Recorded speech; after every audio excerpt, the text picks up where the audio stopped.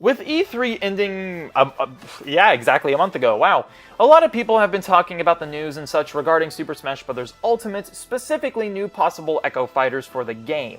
For those of you that just missed E3 or have been living under a rock's rock, Echo Fighters are the official term for characters that we fans dubbed as clones. Specifically, these would include Dark Pit, Lucina, and the newly announced Daisy. So I've decided, as have many other people, to compile a semi-small speculation list of clone-like characters that Nintendo could put into Super Smash Bros. Ultimate. But before we begin, here are a few guidelines that I'll kind of be following throughout the video. So, to start off, none of these characters are ones that I specifically are wanting am wanting, whatever, in the game.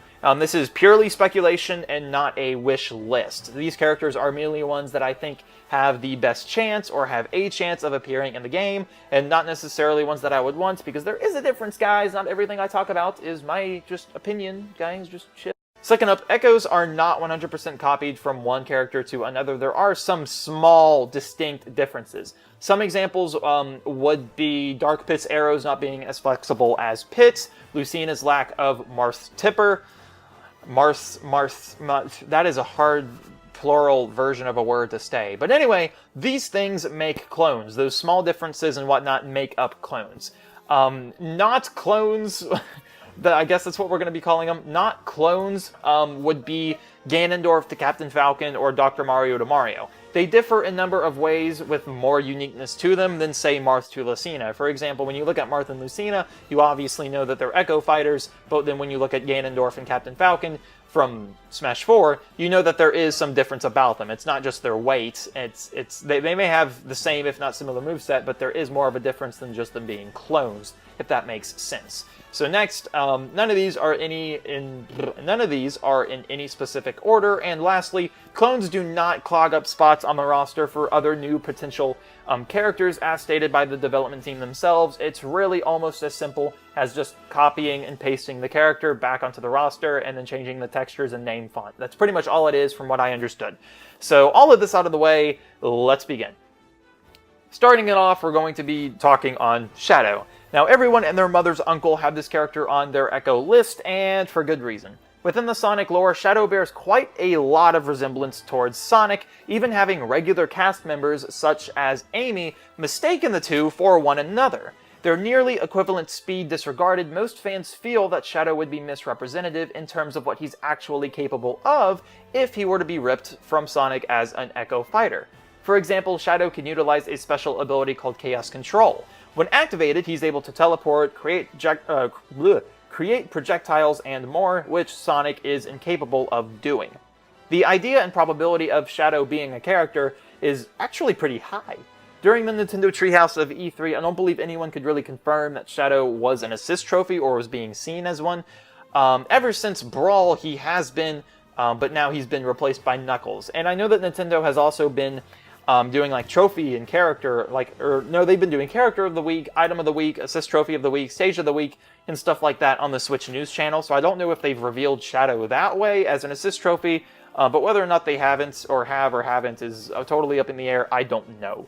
So next is Dark Samus, and let me be frank, I've never played a Metroid game, so I'm not exactly sure what Dark Samus does differently than Samus. As far as I know, it's some sort of an evil clone, but works the exact same way as Samus. This being said, I unfortunately can't really recommend any difference-altering attacks or stuff like that, to this character. Concerning Dark Samus' probability, I personally would say pretty low. If there is no difference between the two, even in the slightest, then I'd imagine it would just be an alternate skin for Samus, as it has been before.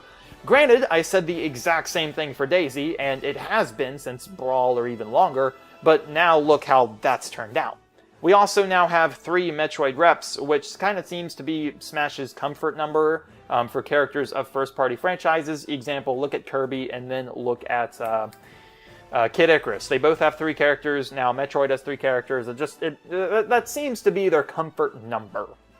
Next, being our third character, is Hilda.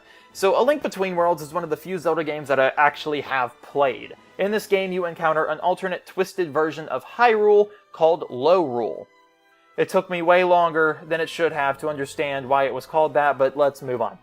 In this world, exists different versions of our favorite characters like Link and Zelda in the form of Ravio and Hilda, respectively. Originally, I would like to see Ravio on the list, but I feel that he's kind of got more of a unique moveset for himself. But Hilda, on the other hand, seems to be just as capable in fights as Zelda in previous Smash titles. I would imagine a few things would need changed, however, like summoning the Phantom Armor and all, but all that aside, as for Hilda's probability in Smash, I personally do think that it's kind of low. We have plenty of other Zelda representatives who undeniably would be much better characters for Smash Bros. Examples being Midna, Skull Kid, Girahim, and Ravio, just to name a few. These are characters that would not only shine some more light onto the Zelda franchise as a whole, but also pave way for more unique characters to be added into the game. So our next / fourth character on the list is Kin. Now Kin is basically the Luigi to Street Fighter's Mario, or Tails to Street Fighter's Sonic, again being Ryu, if that makes any sense whatsoever. But from what I've played of a very small number of Street Fighter games, and I think it was just the same one twice within the same sitting, there's only a few different things between Ryu and Kin aside from their obvious physical appearance. For example, Kin's uppercuts and whatnot would be a little bit stronger, or I think Kin utilizes his feet a bit more than Ryu, but anyway, unfortunately, I don't find Kin's chances being very high. I would imagine that they would... I would imagine that they would be possible, but only if Nintendo just wants to add another Echo Fighter of a third-party character. So Echoes are already kind of hard to come up with, and third parties are also a whole other thing of their own. So when you put the two together, that is kind of bleh. But yeah, so that's Kin. Next is the Octolings. Now, have I ever mentioned that I love Splatoon? Okay, well, not necessarily like love Splatoon, but heavily enjoy. I didn't play the original Splatoon game on the Wii U, but I do play Splatoon 2, aka Splatoon, on the Switch, and I really enjoy it. It would be more fun with friends, though. Wink, wink. Anyways, when I heard that there would be DLC for Splatoon allowing you to play as an Octoling, I was stoked.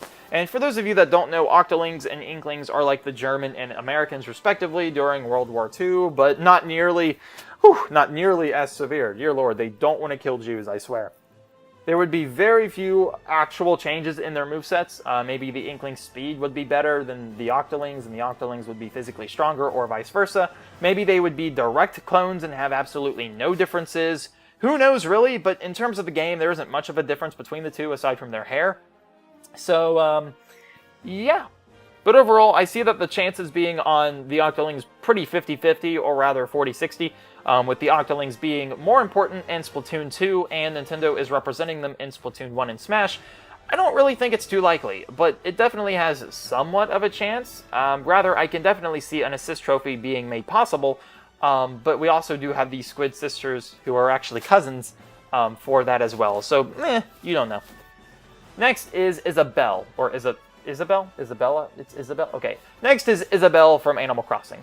Now, as far as I know, there weren't many, if any at all, die-hard Animal Crossing fans who invested themselves into Smash. And to go even further, I don't think that there were many, if any at all, Animal Crossing fans who would have cared for Villager to have been in Smash Bros. In the first place.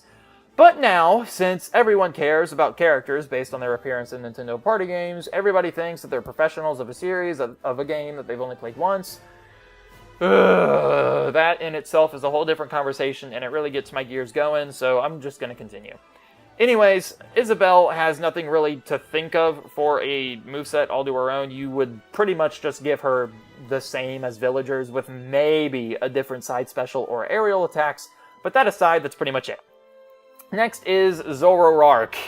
Zoroark, I think is how you... I don't know. It's that one Pokemon from Generation 5.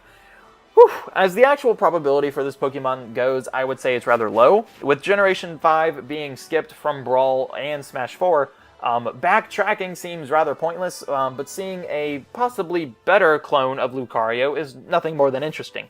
I mean, think about it. Who really is investing into maining Lucario and has fun? I mean, sure, some people, but most of them have a Pocket Cloud or Pocket Bayo, and truthfully, seeing another way to play Lucario would be interesting all in and of itself. Maybe even a better version of Lucario? I mean, you never know. Who said the clones can't be better? Okay, so for our 8th character here, we have Sceptile. I've actually made a video talking about Skeptile before and created a moveset for him as an original character, but while writing the script from this video, I realized that Skeptile can really be a heavier version of Sheik. I mean, think about it. It pretty much works, minus the grenades and stuff to an extent, which could be replaced with Grass Knot. I would much rather, Skeptile have his own original moveset, but this definitely is an option. For our 9th and last character, we have Ninten. Now, Ninten is a character I actually haven't been all too familiar with. In fact, 12 hours ago, I didn't know he existed. The only real reason I decided to bring him up in this video is due to an anonymous leak on 4chan that has leaked 11 characters via riddles. I'm sure you guys have all heard about this by now.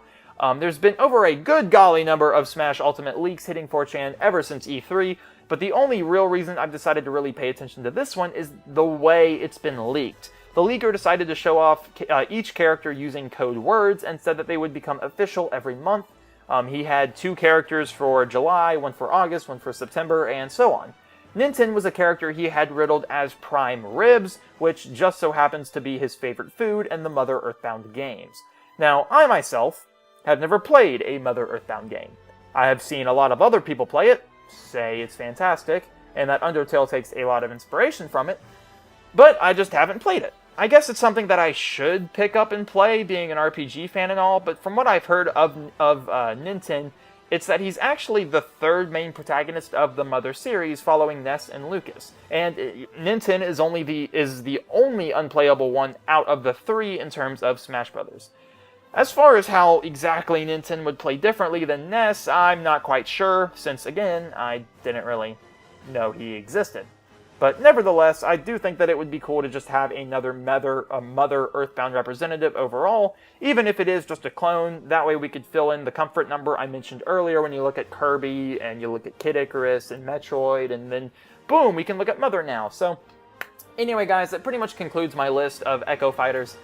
These aren't really anything specific. I'm not really, betting on these characters being in the game or anything. These are just a few that I, thought and was like, hey, that could happen. So yeah, if I missed any, no-brainers to you guys, please let me know in the, description, please let me know in the comments. But yeah, that aside, this is Jake. It's been real. Logging out. Bye.